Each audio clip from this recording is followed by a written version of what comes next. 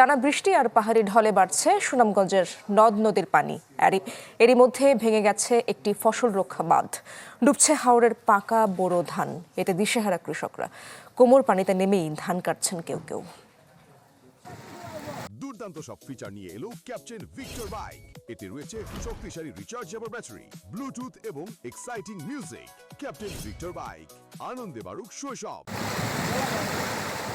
টানা বৃষ্টি আর উজানের ঢল, তাতে মঙ্গলবার ভেঙে যায় সুনামগঞ্জের হাওরের মধ্যনগরের ফসল রক্ষা বাঁধ। তলিয়ে গেছে পাকা বোরো ধান।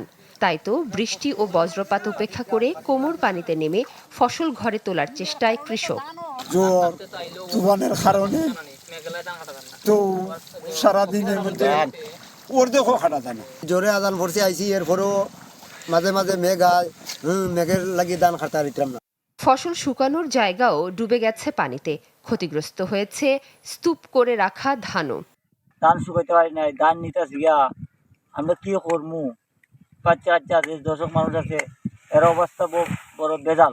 3 দিন যাবত মেঘ দিতে আছে, দিনের আইছে 3-4 কেজি জমি খারছি, রোদের লাগি ধান শুকাইতে পারতাছি না।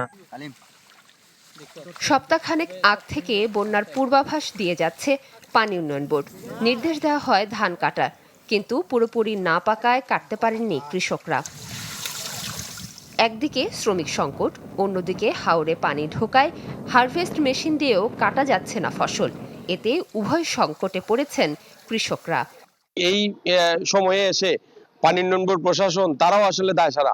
তো এই সময়ে যদি কৃষকদের পাশে সরকার না এসে দাঁড়ায়, তাইলে আসলে তাদেরকে রক্ষা করার মতো কোনো ব্যবস্থা থাকবে না। জেলা প্রশাসকের দাবি, কৃষকদের সহায়তায় বিভিন্ন জেলা থেকে আনা হচ্ছে শ্রমিক। এমনকি বালু পাথর শ্রমিকদেরও ধান কাটার কাজে যুক্ত করার নির্দেশ দেওয়া হয়েছে। যদি কোনো কারো এক্সট্রা ডিজেল বা পেট্রোল লাগে, সেই ক্ষেত্রে আমাদের উপজেলা নির্বাহী অফিসার আছে, ওকে জানালেই হবে। আর কোনো কারণে উপজেলা নির্বাহী অফিসারকে যদি যোগাযোগ করা না যায়, তাহলে আমাদের এডিএম সাহেব আছেন, অতিরিক্ত বিজ্ঞ জেলা ম্যাজিস্ট্রেট আছেন, তার সাথে যোগাযোগ করলেও হবে। কৃষি বিভাগের তথ্য মতে এবছর জেলায় 137টি হাওরে প্রায় 2.5 লাখ হেক্টর জমিতে বোরো ধানের আবাদ হয়েছে। এর মধ্যে এখন পর্যন্ত কাটা হয়েছে প্রায় 44% ধান। Desk report, channel 24।